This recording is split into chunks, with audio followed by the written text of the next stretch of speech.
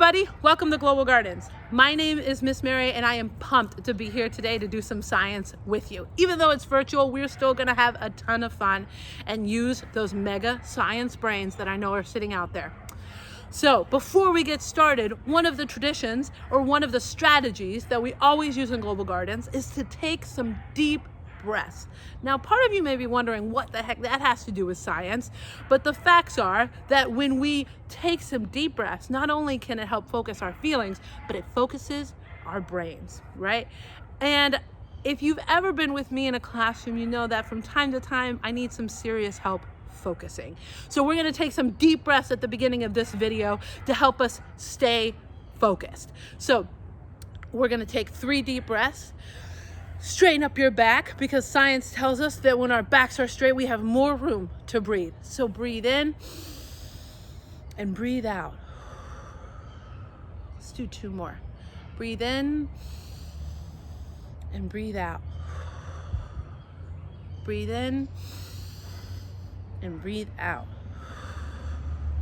I definitely feel way more focused right now and ready to talk science. So when you think of science, I wonder what you've got going on in your brain. Why don't you all take just a minute as a class or as a student to pause this video and to ask yourself, what does a scientist even look like? Maybe you want to draw a picture of a scientist or draw a picture of what you think a scientist does. Or you can have a discussion with the person next to you. What is a scientist anyways? Okay.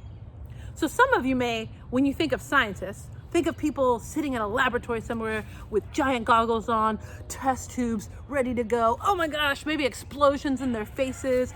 Maybe you think of the scientists that deal with animals, like biologists. I'm not sure exactly what you've got in your brain when you think of a scientist. And those things are definitely scientists. But I hope that you're also thinking about yourself. Because a scientist is just a person who asks questions and looks for the answers. So today we are going to use our giant science brains to do one of the most exciting and practical everyday ways that scientists work. And that's engineering. Engineering is something incredible that has changed all of human history. Every invention, from sliced bread to trampolines, have been engineered by humans that were asking questions and looking for the answers. So engineers are just people who build solutions. That's right. They don't just solve problems in their brains. They get out there in the real world and they build a solution. So today we are going to be engineers. We're going to build solutions, people. In the past, we've talked all about the path that scientists take, the method that they take to do the science, to invent things, to solve problems, to explore new things. They take a certain path every time, and we call that the scientific method. Now, if you can't remember all the scientific steps of the scientific method, here's a quick reminder. Let's do some science, but we got to start at the beginning. Get curious, collect info, make a guess, run a test, collect your data. In conclusion, do it again. Okay, so because engineers are just a specific type of scientist, right? Engineers are scientists that create the physical, real solutions to the problems that they're exploring. What are the steps that engineers take to make sure that their solutions can come to life?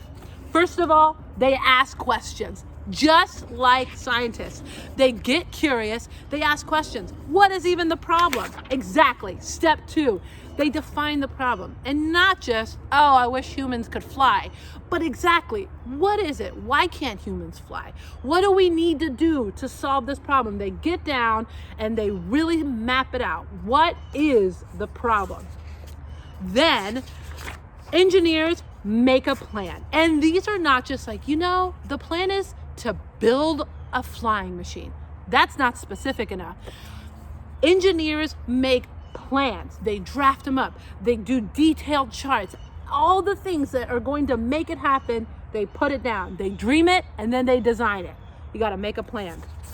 Then they test it out. People, this is exciting stuff. Sometimes it's a complete, huge failure. That's right, crash and burn situation. But you know what? They keep going. Test it out again. Now, what happens if your test is a complete failure? You're gonna have to analyze the data. You're gonna have to look specifically, how is it that we failed? Oh yeah, the plane fell out of the sky. Why did the plane fall out of the sky? Analyze the data. Take a really good look at all of your new information. And you know what? Then it's time to communicate. It's time to explain yourself, whether it's to your teammates or to your community. Whoever is in your engineering scientific community, they need to know what's going on. Because guess what? As soon as you start to communicate, you can go all the way back to the beginning and start asking new questions. Engineering is everywhere you look.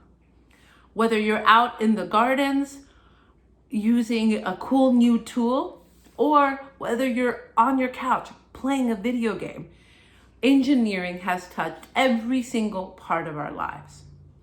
By coming across something small or maybe a massive problem and finding a solution to it to make our everyday life a little bit easier.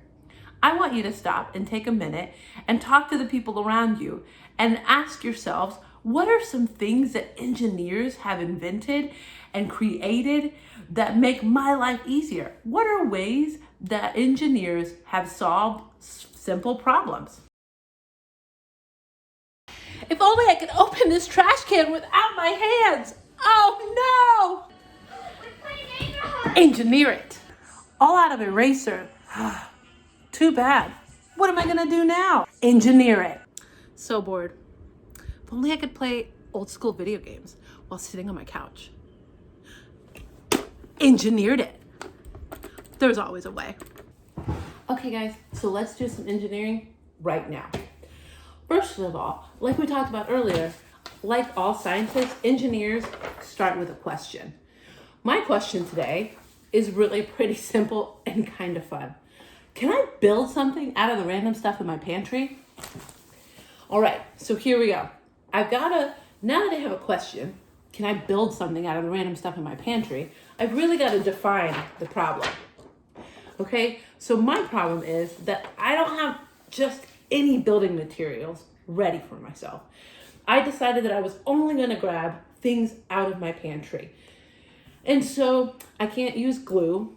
That's not in my pantry, right? I don't cook with glue. It wouldn't be safe. And I can't use popsicle sticks because I don't keep those in the pantry either. We don't eat wood in my house. I don't know about you guys. So now that I've defined the problem, I'm gonna make a plan.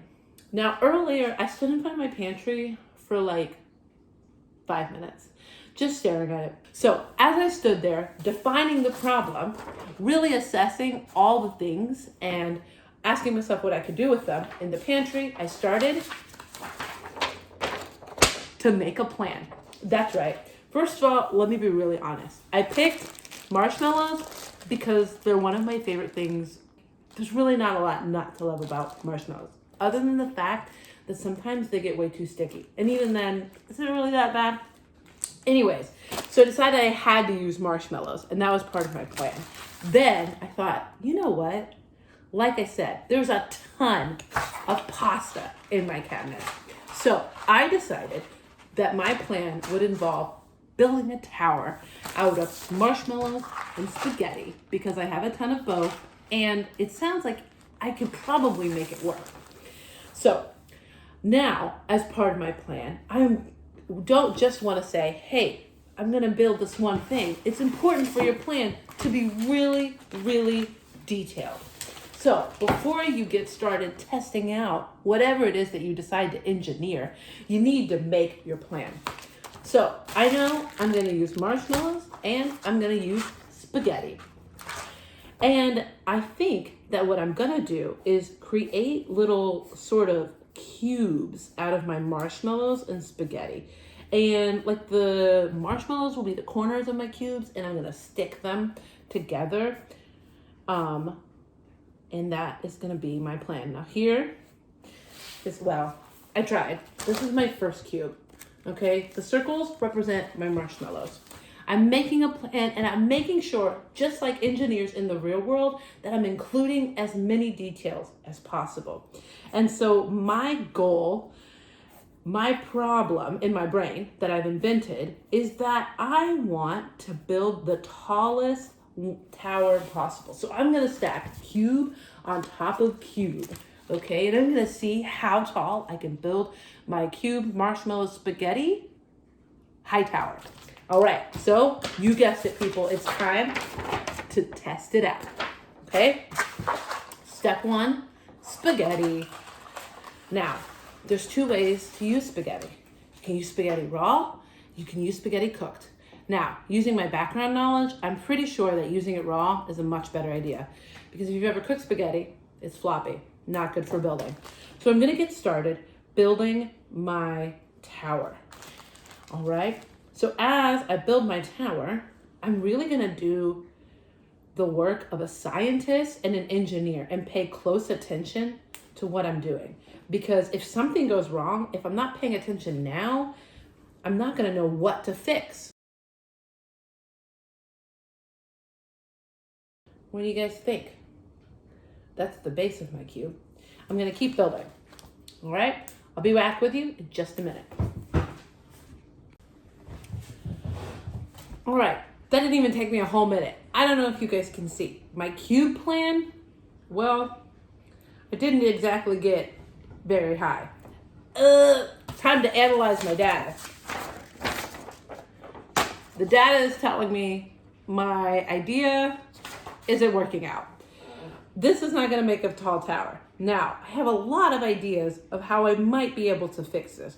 First of all, pretty sure that I should grab a ruler, or at least have one piece of spaghetti that decides how long the rest of the spaghetti is gonna be, because I'm wondering if that may be one of the reasons that it's flopping over. Then I also remember that maybe I might want to add some supports, like a cross beam or something. But right now, all of the data is telling me there's no way I'm going to build a very tall tower like this. So I've got to ask myself some new questions. It's time to communicate and explain myself. Now, sometimes when you're fixing an engineering problem, you're just working by yourself, right? It's something small. Maybe the stuff in your room doesn't fit right and you need to find a new way to organize. Or maybe you're working with a whole group of people trying to solve a problem. And that's when communicating is really important. You gotta be able to tell people what's going on, especially if you're working on an engineering project like this in class with a group or a team. You gotta say, hey guys, what do we think's going on? What can we do to make it better? And engineers and scientists are always part of huge communities out there communicating. So right now I'm communicating with you guys. I definitely think I need to make my cube smaller and maybe even put in some supports that go sideways like this. See? Something. And I should probably stop eating the marshmallows. I ate a lot of marshmallows in the break there while I was building. More marshmallows than I used. I need to stop doing that or I'm never going to get anything built. So, time to go back to the beginning and ask a question. What's my first step to make this even better? Why don't you guys try engineering something in class? Think of a problem that you need to solve. Even if it's a fake problem, it's a good way to use your engineering brain muscle. Have fun.